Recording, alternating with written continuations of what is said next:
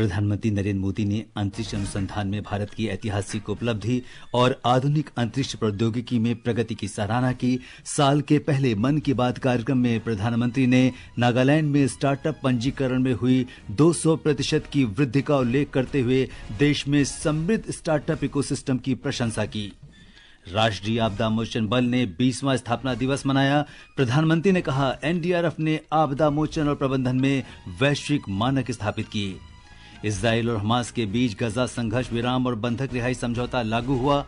मौसम विभाग ने पश्चिमी विक्षोभ के कारण अगले 5 दिनों के दौरान उत्तर भारत के कई हिस्सों में वर्षा और बर्फबारी की संभावना व्यक्त की। भारत की महिला खो खो टीम ने नई दिल्ली में पहले खो खो विश्व कप में फाइनल में खिताब जीतकर इतिहास रचा। पुरुष टीम का मुकाबला नेपाल से जारी। और अंडर 19 महिला टी20 क्रिकेट में भारत ने कुआलालंपुर में वेस्टइंडीज को 9 विकेट से हराकर शानदार जीत दर्ज की।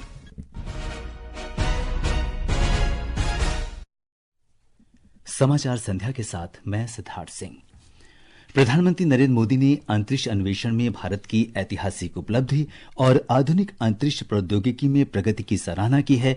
प्रधानमंत्री ने कहा है कि भारत प्रखर और नवोन्मेषी वैज्ञानिकों की बदौलत अंतरिक्ष प्रौद्योगिकी के क्षेत्र में नए मानदंड स्थापित कर रहा है। आज आकाशवाणी से मन की बात कार्यक्रम की 118वीं कड़ी में प्रधानमंत्री मोदी ने अंतरिक्ष क्षेत्र में देश की हाल की उपलब्धियों की सराहना की। प्रधानमंत्री ने अंतरिक्ष में उपग्रहों की डॉकिंग में मिली सफलता के संबंध में कहा कि ये तकनीकी अंतरिक्ष केंद्रों को सामग्री की आपूर्ति और अंतरिक्ष में यात्रियों को भेजने के लिए महत्वपूर्ण है। हमारे साइंटिस्ट ने सैटेलाइट्स की स्पेस डॉकिंग कराई है। यह तकनीक अंतरिक्ष में स्पेस स्टेशन तक सप्लाई भेजने और क्रू मिशन के लिए अहम है। भारत ऐसा चौथा देश बना है जिसने ये सफलता हासिल की है। प्रधानमंत्री ने नागालैंड में स्टार्टअप पंजीकरण में हुई 200% की वृद्धि का उल्लेख करते हुए देश में समृद्ध स्टार्टअप इकोसिस्टम की प्रशंसा की। स्टार्टअप इंडिया कार्यक्रम के 9 वर्ष पूरा होने पर प्रधानमंत्री ने कहा कि यह कार्यक्रम केवल बड़े शहरों तक सीमित नहीं है। कुछ दिन पहले ही स्टार्टअप इंडिया के 9 साल पूरे हुए हैं। हमारे देश में जितने स्टार्टअप्स 9 साल में बने हैं उनमें से आधे से ज्यादा टियर 2 और टियर 3 शहरों से हैं। हमारा स्टार्टअप कल्चर बड़े शहरों तक ही सीमित नहीं है। छोटे शहरों के स्टार्टअप्स में आधे से ज्यादा का नेतृत्व हमारी बेटियां कर रही है। प्रधानमंत्री ने देशवासियों को 75वें गणतंत्र दिवस की भी अग्रिम शुभकामनाएं दी हैं। उत्तर प्रदेश में प्रयागराज में चल रहे कुंभ मेले के संबंध में प्रधानमंत्री ने कहा कि ये समता समरसता का एक असाधारण संगम है। प्रधानमंत्री ने नेताजी सुभाष चंद्र बोस के योगदान को याद करते हुए कहा कि 23 जनवरी को नेताजी की जयंती पराक्रम दिवस के रूप में मनाई जाएगी। आज राष्ट्रीय आपदा मोचन बल ने अपना 20वां स्थापना दिवस मनाया।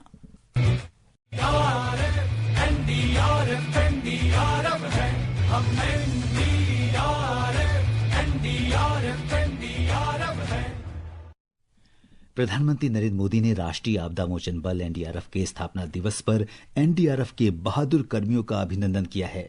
श्री मोदी ने सोशल मीडिया पोस्ट पर एनडीआरएफ के जांबाज कर्मियों के साहस, समर्पण और उनके निस्वार्थ सेवा भाव की सराहना की। उन्होंने कहा कि जीवन बचाने, आपदाओं का सामना करने और आपात स्थितियों के दौरान सुरक्षा सुनिश्चित करने के लिए एनडीआरएफ की अटूट प्रतिबद्धता सराहनीय है। प्रधानमंत्री ने कहा कि एनडीआरएफ ने आपदा मोचन और प्रबंधन में वैश्विक मानक स्थापित किया है। केंद्रीय गृह और सहकारिता मंत्री अमित शाह आज आंध्र प्रदेश के विजयवाड़ा में राष्ट्रीय आपदा मोचन बल एनडीआरएफ के 20वें स्थापना दिवस समारोह में शामिल हुए। इस अवसर पर गृह मंत्री ने कृष्णा विले में कोंडा पाउलुरू में राष्ट्रीय आपदा प्रबंधन संस्थान एआईडीएम के दक्षिणी परिसर का भी उद्घाटन किया। एनडीआरएफ की सराहना करते हुए श्री शाह ने कहा कि आपदा प्रबंधन में देश वैश्विक स्तर पर अग्रणी बनकर उभरा है। कई देशों के अंदर जब एनडीआरएफ की टीमें गई तब वहां की जनता को मदद करने में इनकी भूमिका की वहां के राष्ट्राध्यक्षों ने पूरी प्रशंसा की है। एनडीएमए ने बनाई हुई नीतियों को जमीन पर एनडीआरएफ ने उतारा है और इसके कारण डिजास्टर मैनेजमेंट के मामले में आज भारत ग्लोबल लीडर बनकर बाहर आया है। गृहमंत्री ने आज हैदराबाद में सरदार वल्लभ भाई पटेल राष्ट्रीय पुलिस अकादमी में अत्याधुनिक कंपोजिट शूटिंग रेंज की आधारशिला रखी।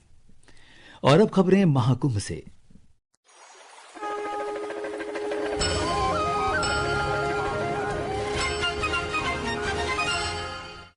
महाकुंभ 2025 में देश भर के कारीगरों के लिए एक सुनहरा अवसर प्रदान कर रहा है। हमारे संवाददाता ने बताया है कि प्रयागराज के संगम पर आयोजित इस भव्य आयोजन में 6000 वर्ग मीटर में एक जिला एक उत्पाद की शानदार प्रदर्शनी लगाई गई है।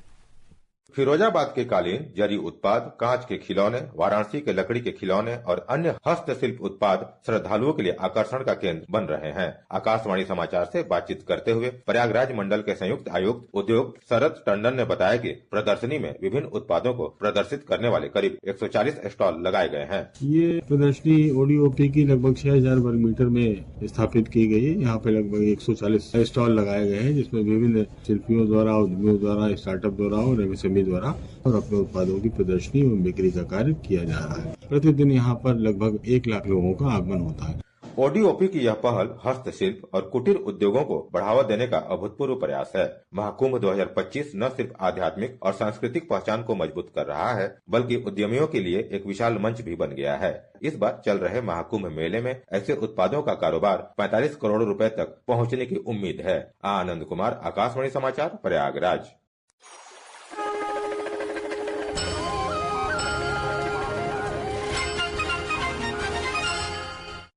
प्रयागराज के महाकुंभ मेला क्षेत्र के सेक्टर 19 में आज शाम आग लग गई, जिस पर तुरंत काबू पा लिया गया।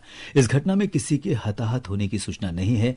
घटना की सूचना मिलने के बाद अग्निशमन सेवा, राष्ट्रीय आपदा मोचन बल और राज्य आपदा मोचन बल के दल मौके पर पहुंचे और आग पर नियंत्रण किया।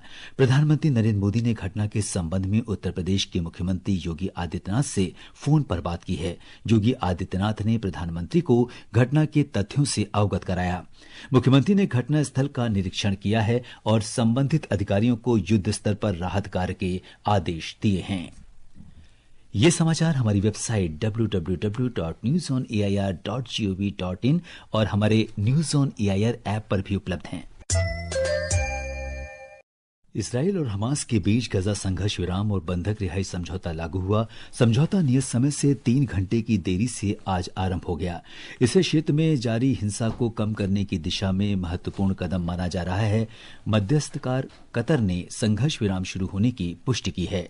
इसराइल के प्रधानमंत्री बेन्यामिन नेतन्याहू ने एक सोशल मीडिया पोस्ट में कहा है कि उन्हें बंदी बनाए गए लोगों की सूची मिली है, जिन्हें समझौते के अनुसार रिहा किया जाना है। इसराइल के प्रधानमंत्री कार्यालय ने भी कहा है कि 7 दिनों में 4 अन्य महिला बंदी को मुक्त किया जा सकता है। समझौते के अनुसार दोनों पक्ष एक दूसरे के पकड़े गए लोगों को छोड़ेंगे। एक रिपोर्ट। कतर, मिस्र और संयुक्त राज्य अमेरिका द्वारा किए गए समझौते के अंतर्गत हमास 6 सप्ताह के भीतर 33 बंधकों को रिहा करेगा। पहले दिन 3 महिला बंधकों को रिहा किया जाएगा। इसके बदले इजराइल सैकड़ों फिलिस्तीनी बंधकों को बंधन मुक्त करने के लिए तैयार है। ये समझौता गजा में मानवीय सहायता को बढ़ाने में भी मददगार सिद्ध हो रहा है। विश्व खाद्य कार्यक्रम के ट्रकों ने गजा में आवश्यक आपूर्ति पहुंचाना शुरू कर दिया है। संगठन मिस्र, जॉर्डन और इजराइल में फैले मानवीय गलियारों के माध्यम से प्रतिदिन खाद्य सामग्री पहुंचाने के लिए प्रतिबद्ध है। संघर्ष विराम समझौते के कार्यान्वयन पर सभी संबंधित पक्षों द्वारा बारीकी से नजर रखी जाएगी, ताकि क्षेत्र में शांति पुनः स्थापित हो सके। दुबई से विनोद कुमार की रिपोर्ट के साथ समाचार कक्ष से प्राची प्रिया। सूचना और प्रसारण मंत्री अश्विनी वैष्णव स्विट्जरलैंड के दावोस में कल शुरू हो रहे विश्व आर्थिक मंच में भाग लेंगे। श्री वैष्णव कार्यक्रम में देश के विकास मॉडल की रूपरेखा प्रस्तुत करेंगे। उन्होंने कहा कि समाज के सभी वर्गों और विशेष रूप से वंचित लोगों का विकास सुनिश्चित करने के लिए देश में कई कदम उठाए गए हैं। कुआलालंपुर में भारतीय महिला अंडर 19 क्रिकेट टीम ने विश्व कप में शानदार शुरुआत करते हुए आज यहां वेस्टइंडीज के खिलाफ 9 विकेट से शानदार जीत दर्ज की। भारत ने ग्रुप ए के इस मैच में वेस्टइंडीज की पारी को महज 44 रन पर समेटने के बाद 4 ओवर और 2 गेंद में 1 विकेट के नुकसान पर लक्ष्य हासिल कर लिया। भारतीय टीम अब मंगलवार को मलेशिया के खिलाफ खेलेगी। इस ग्रुप में श्रीलंका की टीम भी शामिल होगी। भारत ने नई दिल्ली में पहले खो खो विश्व कप में पुरुष और महिला खिताब जीतकर इतिहास रच दिया है। आज फाइनल मुकाबले में भारतीय महिला टीम ने नेपाल को 78-40 से हराकर शानदार जीत हासिल की है। कप्तान प्रियंका इंगले ने इस जीत का श्रेय खिलाड़ियों और कोचिंग स्टाफ को दिया। बहुत प्राउड फील कर रही हूँ। प्लेयर्स जितने मेहनत करते हैं उतनी मेहनत कोचेस भी करते हैं। जैसे हमारे चीफ कोच सुमित सर है, मुन्नी मैम है, सुषमा मैम, प्राची मैम, तो इन्होंने भी हमारे पीछे बहुत मेहनत की है। मतलब हमारा पूरा 1 महीने का कैंप इन्होंने जो लिया है उसमें उन्होंने बहुत मेहनत की है, तब जाके आज ये मेहनत का फल मिला है। और इस बीच भारतीय पुरुष टीम का फाइनल मैच नेपाल से जारी है। भारत अपना दबदबा बनाए हुए है।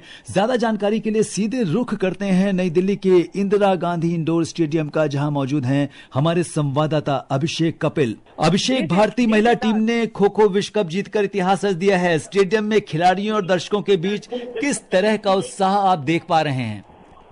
सिद्धार्थ, मैं आपको बता दूं, जैसे भारतीय महिला टीम मुकाबला जीतकर इतिहास रचाए, ठीक उसी तरह इसी पल भारतीय पुरुष टीम ने भी नेपाल पुरुष टीम को हराकर दोबारा इतिहास रच दिया है। पुरुष टीम ने नेपाल के मुकाबले 54-36 से जीत कर पहला खो खो विश्व कप अपने नाम कर लिया है। अरे क्या बात है! और ये जो बड़ी खबर अभी जो आपने हमारे श्रोताओं को दी है कि दोनों में हमने खिताब जीतकर इतिहास रच दिया है, और पहला ये खो खो विश्व कप था, और इतनी बड़ी सफलता है। मुझे लगता है कि स्टेडियम में इस समय बहुत ज्यादा उत्साह का माहौल होगा।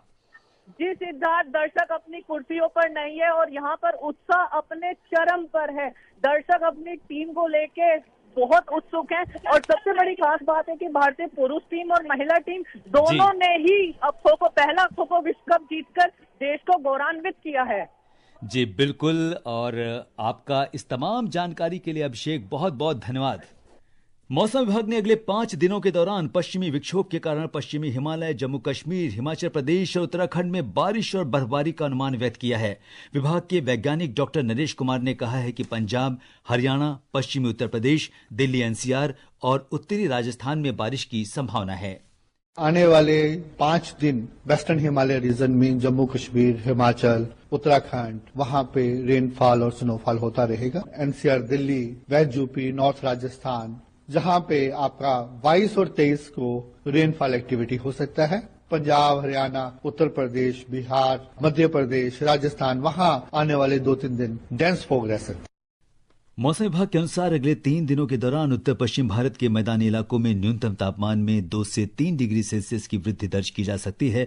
विभाग ने बताया कि अगले 2 दिनों तक उत्तराखंड, पश्चिमी राजस्थान, मध्य प्रदेश, पंजाब, हरियाणा, उत्तर प्रदेश, पूर्वी राजस्थान, बिहार, ओडिशा, असम, मेघालय, नागालैंड, मणिपुर, मिजोरम और त्रिपुरा में घना कोहरा छाया रह सकता है।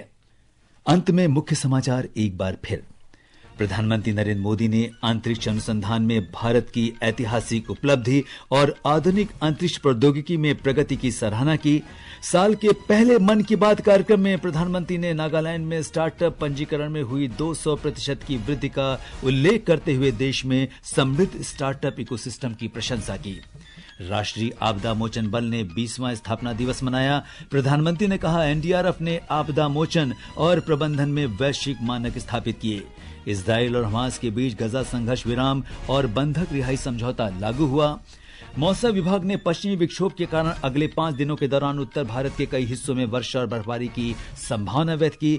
भारत ने नई दिल्ली में पहले खो खो विश्व कप में पुरुष और महिला खिताब जीतकर इतिहास रचा। और अंडर 19 महिला T20 क्रिकेट में भारत ने कुआलालंपुर में वेस्टइंडीज को 9 विकेट से हराकर शानदार जीत दर्ज की। इसके साथ ही समाचार संध्या का ये अंक समाप्त हुआ। नमस्कार।